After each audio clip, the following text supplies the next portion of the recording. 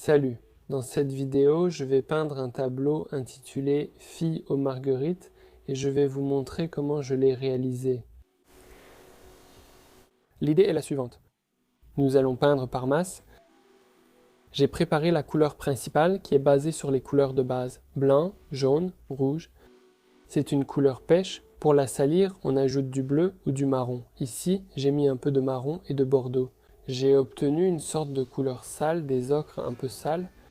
Quand j'ai posé la masse du visage, j'ai commencé à ajouter des ombres plus foncées pour trouver les volumes, les formes principales et le dessin.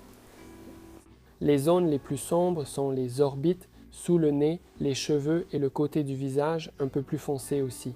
J'ai esquissé un peu les cheveux et ensuite, quand j'ai trouvé la composition, j'ai commencé à poser les rapports de tonalité, c'est-à-dire d'abord les plus sombres et les plus clairs.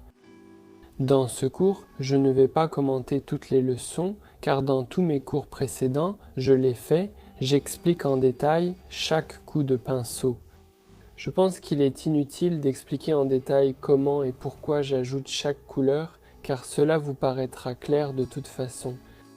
S'il y a des questions, vous pouvez regarder mon cours gratuit où j'explique comment peindre un œil.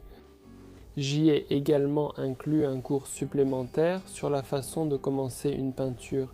J'y commente tout en détail. Et en fait, dans ce cours, je vais juste vous donner un aperçu maintenant.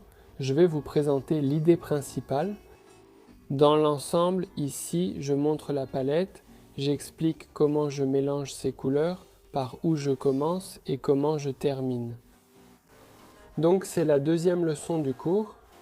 Dans ce cas, vous voyez déjà la base du tableau. À ce stade, il y a déjà du travail fait. C'est tout, je vais faire ce que je peux. Il y a déjà des volumes. Regardez, ici, il y a déjà des nuances froides principalement. C'est pour cela que je travaille ainsi. La jeune fille est penchée, tournée à l'opposé de la lumière, orientée vers les fleurs. Et à la lumière, l'éclairage est chaud, alors que dans les ombres, il est froid. Il y a une telle règle en peinture, si la lumière est chaude, alors les ombres sont froides. Le visage de la jeune fille est principalement froid en ce moment, mais vous voyez sur le front, sur le bout du nez, sur la joue droite, on voit des couleurs plus chaudes.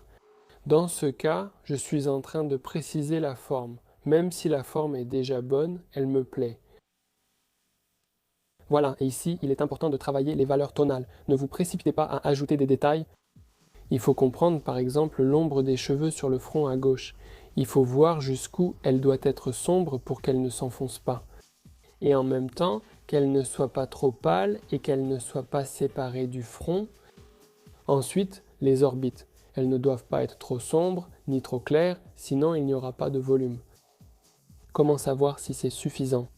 Comparez la photo. Examinez par exemple la joue gauche et la joue droite. Laquelle est plus claire ou plus foncée et dans quelle mesure? Et jetez de rapides coups d'œil à votre tableau pour comparer.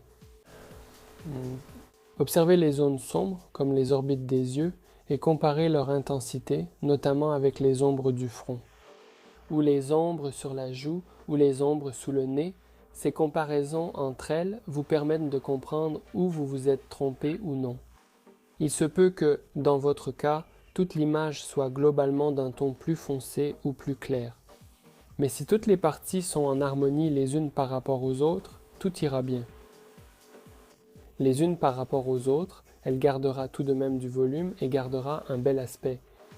La seule chose, c'est que si tout est vraiment très pâle, vous n'aurez pas un bon contraste sur le visage lui-même, c'est-à-dire que les ombres et la lumière n'offriront pas une gamme de valeurs assez large.